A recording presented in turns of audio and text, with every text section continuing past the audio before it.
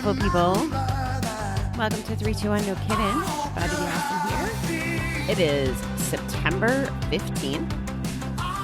And I guess it's Tuesday. Wow. Losing track of the days. It's all good though. Yesterday was my first Monday as a self-employed person. And I'll have to say it was very productive. You would think that when I quit my job that I would find free time, but really I'm finding all the reasons of why I quit my job.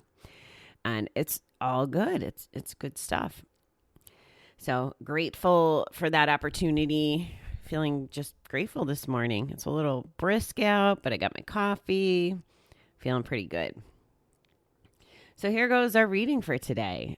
Dwight L. Moody says, "If you pray for bread and bring no basket to carry it, you prove the doubting spirit, which may be the only hindrance to the boon you ask."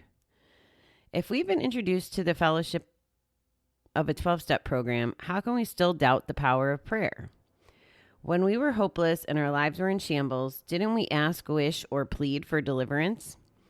Whether we thought we were praying or not, our prayers have been answered. It doesn't matter if we think it was God or the miracle of 12 steps or some other higher power that came through for us. What matters is we asked and we were answered.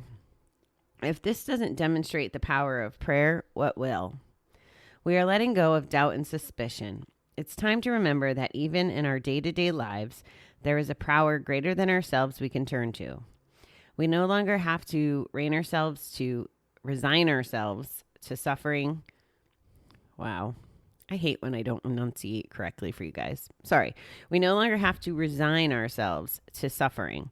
Faith is our basket. If we bring the basket to carry the bread, we will never be alone.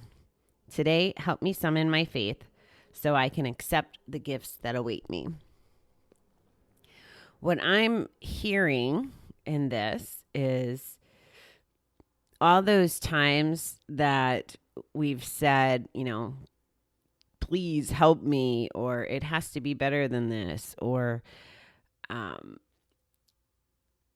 when that defeat, or I'll be honest, this is hopefully not going to be a trigger, but when I was playing bingo or when I was gambling at the slots or poker, actually, all of them, I would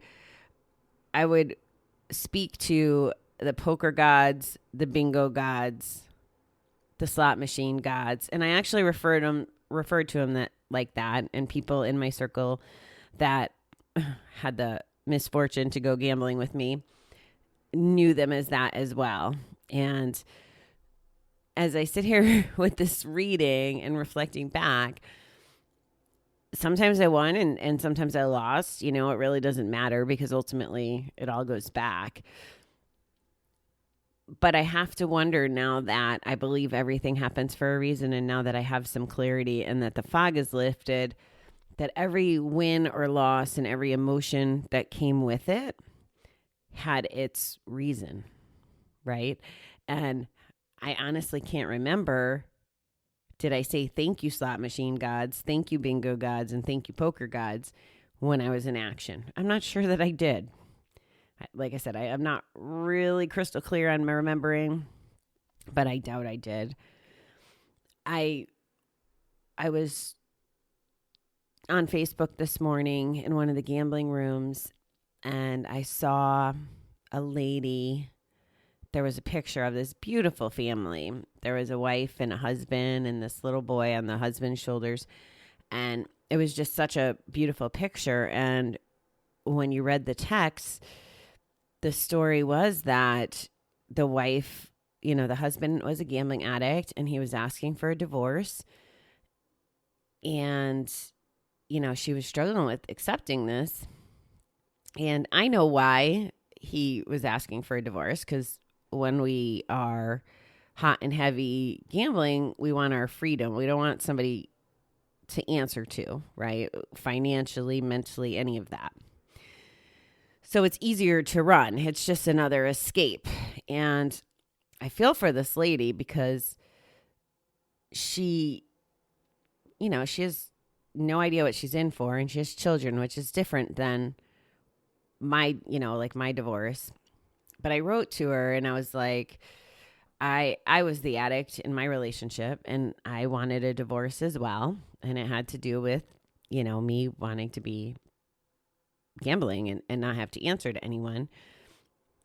And what I said to her was essentially this faith piece, like, even though it's going to suck and it's going to hurt, it's exactly what's supposed to be happening right now. And I shared with her, my divorce, we divorced, and I really felt a big sense of relief as far as the damage I was doing to Davey. Davey was always like, he was just such a good guy and my friend, and my best friend. Like, he was the one I wanted to tell everything to, good, bad, or ugly.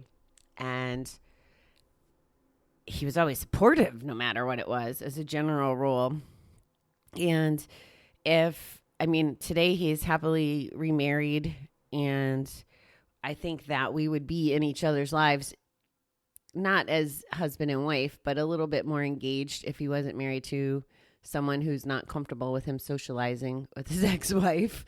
And that, you know what? That's okay too. That's her prerogative. I speculate her reasons why that is. I'm guessing she was involved with some jerk men and not someone as loyal and faithful as Davey is. So I kind of shared that a little with her and just let her know, like, it's gonna happen the way it's supposed to happen. And for me, we went through that piece of it, but independently, he went off and he got remarried, and I went off and I freaking did a whole lot more damage. But then eventually I got help. And now, we're very cordial, the little bit that we do speak, and it just all works out. Now, what I'm hoping, and I just heard a story yesterday from someone who the husband, the situation got really, really stressful, and the husband left and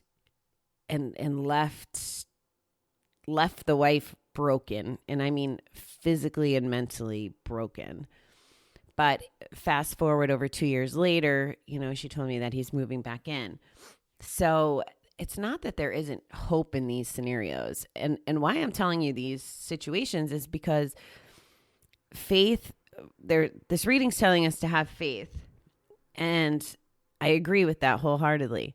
I just want to make the distinction that having faith and getting what God, universe, whatever wants you to have, or what's supposed to happen, may not look like what you think should happen or what you want to happen. So I just want to call that out. If I got everything I wished for, like let's say those slot machine gods or those poker gods kept me flowing. Now, if you're a gambling addict, you know that there never would have been enough money for me and that I would have always lost whatever was given. But let's say hypothetically that I always won. None of my shit, for lack of a better word, would be fixed. I would never have experienced emotions on the level that I feel them. Now I almost, cry over everything. And I wouldn't be here with you right now. Like, there's so many factors, and it all comes back to being here with you right now. Like, I wholeheartedly believe that my journey led me to be here with you right now. Like, that's just what I believe, and that I'm doing what I'm supposed to be doing. Like, this is my calling, for lack of a better word. Otherwise, why the hell would I be doing it? Like, it's really weird. I didn't grow up going, I want to be a podcaster. I didn't even know what a podcast was 5 years ago, 4 years ago, whatever.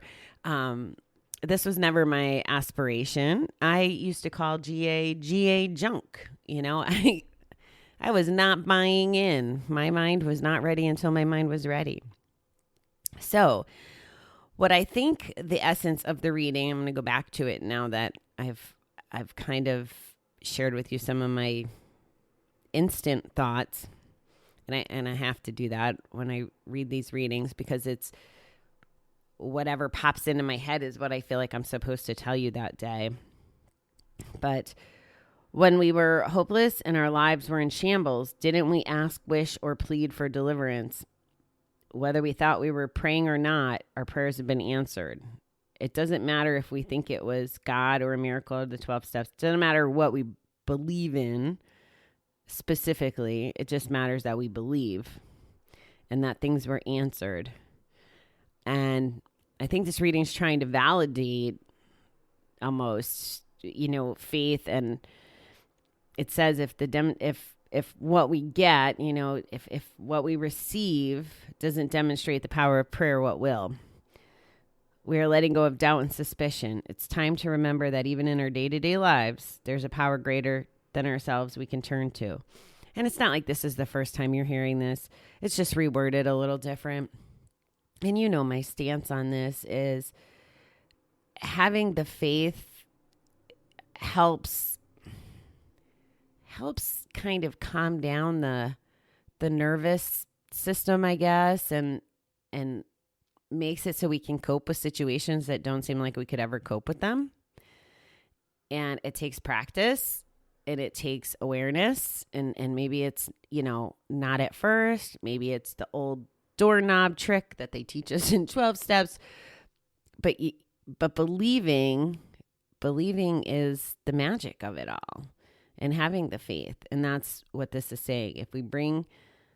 Faith is our basket. If we bring that basket to carry the bread, we will never be alone.